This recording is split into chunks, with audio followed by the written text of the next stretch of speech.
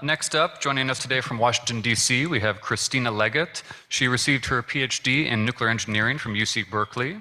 She is a nuclear consultant at Booz Allen Hamilton, providing technical expertise on nuclear fuel reprocessing, waste management, and nuclear transmutation to support the DOE's Advanced Research Projects Agency.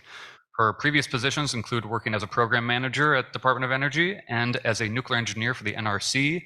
In addition, she is a board member of the American Nuclear Society and the Fuel Cycle and Waste Management Division chair, and she has written academic papers on several subjects, including the extraction of uranium from seawater, as well as today's topic, nuclear waste. So please join me in welcoming Christina Leggett.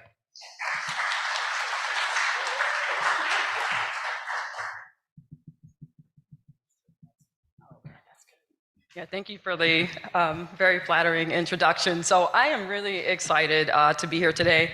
I was hoping there would be a clicker, but there isn't. I wanted to walk and talk, but in any event, like I said, I'm really excited to be here. Thank you to Isuro and to Carl Perez for inviting me to this wonderful event. It's been really great so far. And I'm here to talk to you about the waste, okay? And so first, I'll start by saying that, you've probably heard, you've heard today, you've heard in the news and the media all about the exciting benefits and applications of nuclear. We know it's a firm, clean, emission-free baseload source of energy. We know that there are a lot of applications, especially of advanced reactors, for things like, decarbonization of other sectors. I mean, Elena mentioned the contract with Dow and X-Energy, I'm sorry about that. X-Energy for decarbonizing their things. There's desalination, there's district heating, there's space exploration. There's so many different applications of nuclear. And so some of you are probably thinking, okay, so this all sounds really nice, but what about the waste, right? And that's a question that I get a lot of times when I'm talking about how great nuclear is. And so I'm really excited to talk to you about that. Now, unfortunately, my title kind of answers that question, but we'll get into that in a minute. So, so before we get into that, I work for a 30,000 employee company, so I have to do the disclaimer and let you know that I am just one person, and I do not represent the collective opinion of my employer or any of their positions thereof. And so now that we've gotten that out of the way, let me get started. So, much to my dismay, I think America has learned about nuclear waste from Homer Simpson. And so, according to Homer, nuclear waste is this green oozing liquid that is apparently edible, and it's just sprinkled all over the place in a reactor facility. And so, of course, I'm here to tell you, especially as a former NRC employee, that that is not what nuclear waste is. It turns out that nuclear waste is actually dry, and it's stored solid. And so to give you some perspective on the waste and where it comes from, I figured it'd be worthwhile to tell you about the life and times of a nuclear fuel assembly. And so, so the nuclear fuel that becomes waste starts out as little rods. I think you've seen some little examples out front. They're really tiny, about the size of a sugar cube, and they're filled in rods that fill this assembly. And so this assembly goes into a nuclear reactor where it resides there for a few years, creating lots of clean baseload power, at which point it is discharged into a spent fuel pool. And so at this point, this is where people tend to start referring to it as either nuclear waste or as used nuclear fuel or even as spent nuclear fuel. And so once it has been in the spent fuel pool for a suitable amount of time, it is then taken out and dried and put into dry cask storage. I guarantee you it is incredibly dry. I used to work on reviewing packages for storage and transportation of waste when I was at the NRC, and there's no way it would be stored wet. So drying is an important part of that. And so the waste is actually stored in canisters that are either vertical or even horizontal. And so if you don't get anything else out of this presentation, one of the two things I want to convey to you all is that there isn't that much of it, right? So if you were to take all of the spent fuel that's stored in the country, in the US, in spent fuel pools, and in dry cask storage, so vertical or horizontal, you come up with 90,000 metric tons of waste that is stored or that has been produced over 60 years. And that translates to about 30 terawatts of electricity. And each year we generate about 2,000 metric tons. And so to give you some perspective, the size of that would fit in a football field about 10 yards high. So the reason that's the case is that, well, it's really energy dense, right? So to give you an example, if you look at 1 gigawatt E of electricity that's produced, that's kind of a standard reactor size, you would have to use 2.5 million tons of coal. And so we all know that coal, once you have, the US itself releases about 100 million tons of waste from coal plants, right? So that's a lot of waste. It takes 3.2 or 3.1525 million solar panels to generate the same amount of energy. And at some point, I mean, let's be real, that's gonna be waste. And then 430 utility scale wind turbines, so that's probably about 2.3 megawatts each. And then compare that to nuclear, it's 27 metric tons of fuel that is used to power a reactor to produce that much energy.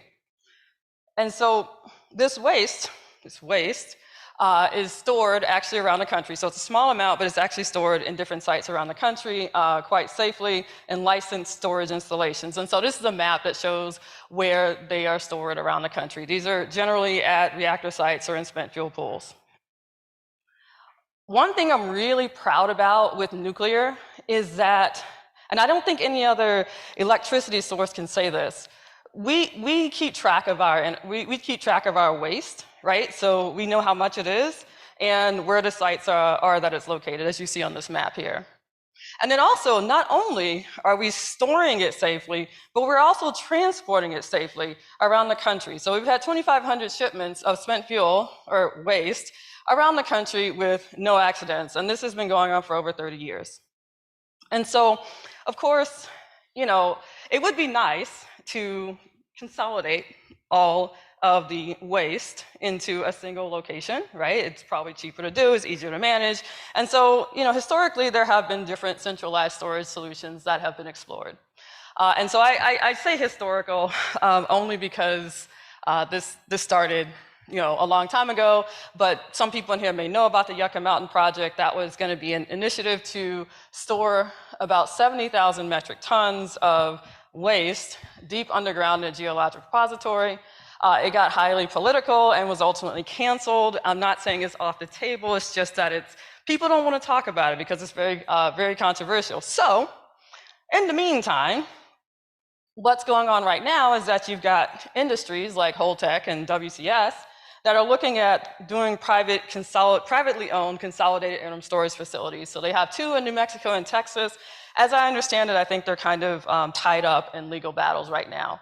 But then there's also DOE's newly initiated consent-based siting process to develop a way of licensing an interim storage facility based on consent, after obtaining consent. And so one thing I'll say about that is that I'm actually involved with a really interesting project that's funded through DOE, in which they are trying to look at kind of co-designing a nuclear project such that a community would want, right? So instead of, let's say a utility or a reactor company saying, hey, here's a reactor here, we're gonna put it here, do you want it? The community gets involved early on. And so I think that's a really interesting way of trying to co-design something that a community will want once it's ready to be licensed. And so I forgot one other thing. I didn't have enough space in this slide, but there's also interest in deep borehole disposal as well. All right, and so, I like the idea that I like the idea of consolidating the 90,000 metric tons of material in a location.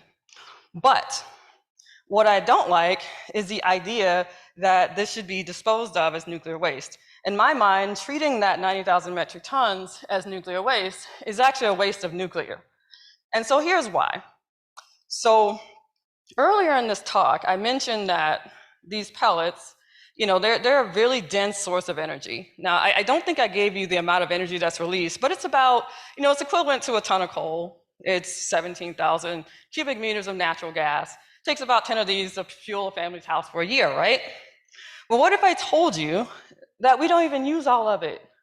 We only use 5% of the energy content of this pellet, right? I mean, to me, it's as absurd as taking a few swigs of a Coke and throwing the rest of it away. You're not even gonna use it to, like, you know, clean your battery of corrosion. You're just gonna throw it away and then convince yourself that somehow it's cheaper to keep buying 6 packs of Cokes and repeating the process. Like, that's kind of what we're doing right now. We're like, well, it's cheaper to just, you know, buy the uranium, run it in a reactor and just throw it away and buy some more. Like, somehow that's just cheaper, right? And so in my mind, I think that this waste, and this is why I keep putting quotation marks, it's because I don't think it's a waste. I think it's a resource. And I wanna say that if we looked at the legacy waste from the Manhattan Project as a waste, if we continue to do that, so this is 70, 80 years ago, we probably would never have discovered actinium-225. Actinium-225 is a game changer for treating cancers like prostate cancer. And it was discovered in waste that had been sitting in storage for, what, 80 years from the 40s, right? And so this, now companies are ramping up to try to make this because it has amazing impacts on treatment of different types of cancer. And so if that's exciting to me, because when I was a postdoc, I also did some work on nuclear medicine, and they're using this, I believe they're radio-labeling antibodies to do this, and that's some of the work that I worked on. So my solution is, don't throw it away, let's recycle it instead. And so part of that reason, I kind of insinuated the reason here, is that it's a source of valuable elements, right? So you've got platinum group metals. We know how much there is a demand for platinum group metals, rhodium, rhenium, palladium, things like that. That's actually present in nuclear waste in significant quantities. Strontium-90, so there is a company that is looking at enabling travel to space using strontium-90, and as well as like remote power applications. And so one thing I want to say about the space application that I think is also exciting is that if you want to get past Jupiter, you're obviously not going to use solar. You're not going to use chemical propulsion, but nuclear will get you there. And so this is a great source of getting that strontium-90. There's also xenon. There's a xenon space propulsion method. Zirconium, and then there are even other things like krypton-85, which right now, to my knowledge, is only obtained from Russia. And so this is actually produced in a reactor just from its operation. Now, one thing that really got me interested in, I guess, when I was in grad school, I did a project on combining fast reactors. So these are different from the reactors we have right now. They use a different energy of neutron to produce electricity. The idea was that if you combine these fast reactors with recycling, you can actually better use the materials. So like I said, you can unlock the potential, that 95, 96% potential in this fuel pellet using fast reactors. And so you can get up to 100 times higher uranium use with advanced fast reactors. Now, I'll tell you right now that there is a company called Orano that does recycling in France. And they have actually reported, even with light water reactor recycling, which is not the optimum way of recycling, that they're getting a 25-fold reduction in the amount of uranium that they use. And oh, by the way, remember those storage casks that I showed you earlier in the talk? Do you know how many they have in the entire country of France? 0, because they recycle. So it doesn't make sense to me to just keep leaving the stuff out and not disposing of it, or disposing of it. Also, oh, okay, sorry. Also, the recycled fuel could be used to fuel even CANDU reactors. It has been demonstrated that using that slightly enriched uranium from reprocessed fuel actually works in CANDU. And I think, Alina, you mentioned high-assay low-enriched uranium. There are actually advanced reactor companies out there that are looking at using the recycled fuel as an alternative. And of course, also, there's a large strategic domestic supply of uranium. I mean, there's a lot of growth of uranium around the world, reactors around the world. Uranium demands are going to go up. You need more uranium. So we need to have our own supply domestically to kind of meet those demands. And so I know I have 5 minutes, so I will just wrap up by just saying that, you know, when it comes time to actually store the waste in a repository or wherever, one of the good things about recycling is that it reduces the amount of waste, the actual waste that needs to be disposed of. And you can even store it better. You can design the facility better to accommodate more waste. So you don't have to have multiple 70,000 metric ton facilities running around. And then last but not least, this is very important to me because I care a lot about the environment and protecting it. It is responsible, okay? Like, why continue to mine uranium when you don't have to? Basically, every energy source right now involves some sort of mining. So for solar panels, for wind, for batteries, you gotta do some critical mineral mining, something like that. We don't necessarily have to have that. We already have enough uranium as it is.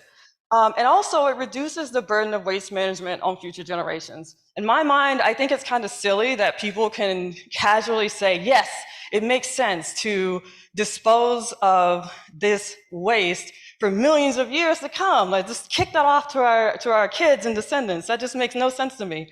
Why do that? And so the key takeaways from this are that nuclear waste is not a liquid. Rather, it's a solid that's stored in a dry container. Treating it as a nuclear waste is a waste of nuclear, and also recycling reduces the volume of waste requiring disposal while also enabling access to valuable materials. So with that, that's that. I was right at 15 minutes.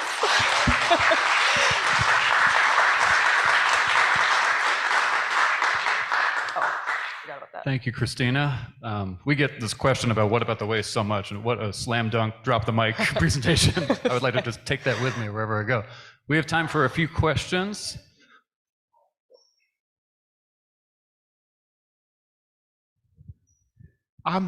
There were a couple of points that you didn't make that I think are useful, because this question, what about the waste, comes up so much. One thing is that we have a lot of toxic waste that is not radioactive, so it has a half-life up forever.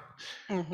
And all the nuclear waste that we have, even if we couldn't recycle it, is a very small fraction of all the toxic waste in the world. And there's nothing uniquely horrible about nuclear waste.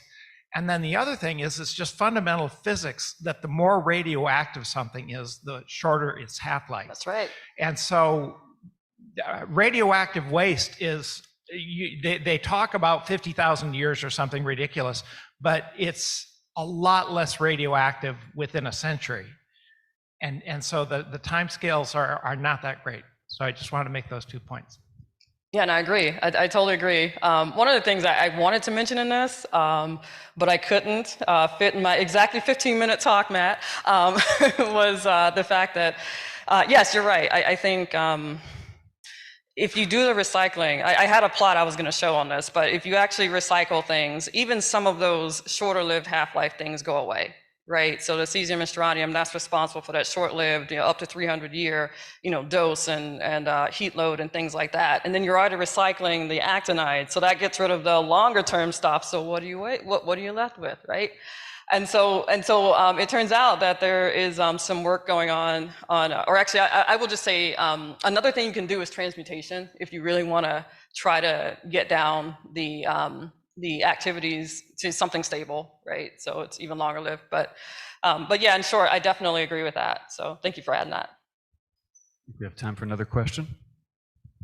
Hi, thanks for this presentation. You're a wonderful presenter. I think that was really easy to understand as someone with no science background. But I'm with the National Caucus of Environmental Legislators. Sorry, it's echoing for me. And I'm just wondering if there are either federal or state legislative barriers to using the nuclear waste in this way, and ways that we can, support legislation that would help, recycle nuclear waste in the way that you're saying. Oh my God, that is one of the most important things I left out from this talk. So because a lot of people will say, like people who know a little bit about recycling, they like to say, oh, well, Carter canceled, he banned recycling in the 70s, right?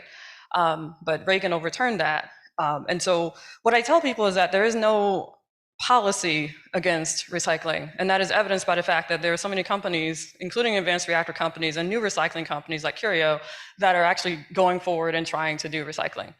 I think, and this is me speaking in my opinion, I think that, I will say that there are states right now, like Arkansas most recently and Virginia, that are looking at recycling as part of their nuclear energy plan. And so what Arkansas has done, and maybe this is something you can look into, is they recently passed legislation to look at the potential of recycling in their state. right? And so it's things like that. One thing I also tell people is that, you know, some people will say, oh, we need to keep doing research on recycling. And we've done research. I used to manage the R&D program at DOE on recycling, two of the major types. And people will say, oh, we just need to keep funding that. And it's like, we've been doing that for decades, and we know how to do it. We know how to do it really well. And so at this point, what I think we need to do, we can still do R&D, but I think we need to start looking at a demonstration. This is another thing I always tell people, like, stop saying do R&D, R&D, R&D. We know how to do separations in so many different ways. I can talk to you guys about that offline, but there are new challenges that are associated with constructing, with scaling up a facility that you're not going to see in a lab with, you know, SEP funnels and things like that, right? Like this completely different equipment and challenges. So I think that's what I always say from my personal perspective, is that we need to move into demonstration. In fact, I say we should have an advanced recycling demonstration program, analogous to the advanced reactor demonstration program. So, yeah. I think I'm going to selfishly ask the last question myself. We were talking about this before your talk, that sometimes as nuclear advocates, we encounter people who they will not budge at all. They say, I want renewables only renewable energy, and that is it. And I think that you have one of the best rebuttals in one of your academic papers about extracting uranium from seawater. Could you maybe talk about that briefly? Oh, briefly, oh my God. That's gonna be hard. I actually thought that was a beautiful program. So the idea was that, you know, I don't know how many, I usually like to ask people questions, and I know I'm out of time, but I'll give you the answer. There are 4.5 billion tons of uranium in the world's oceans, right? So that's 1,000 times more than we know is available terrestrially. And so the idea of this program that we had at DOE was to try to come up with ways of passively recovering uranium from seawater, right? Without, you know, applying, you know, adding any chemicals to the water, or, you know, applying any electricity or anything like that. So we developed this really cool way of doing that. And the objective was to try to get an upper bound on how much uranium could cost, right? And also drive down the cost, because at the time, extraction of uranium from seawater was like $1,000, but it ended up being 300. And so one of the things I like to say about that is, you know, because of the sort of dynamics of, well, the Earth, if you were to try to recover uranium from seawater, it kind of makes, you know, nuclear kind of renewable, right? Because as you're recovering, I know it sounds crazy, and we can debate this afterwards, but as you're depleting the Earth or the ocean of uranium, there are equilibrium processes, you know, there's uranium everywhere in the lakes and rivers and things like that, that, you know, will just kind of reestablish that equilibrium. And I'm sorry, 4.5 billion tons, we're not gonna go through that in human lifetime, really. So that's that. And feel free to come talk to me about that and any of the other stuff that I've done. So. Well, thank you so much, Dr. Leggett.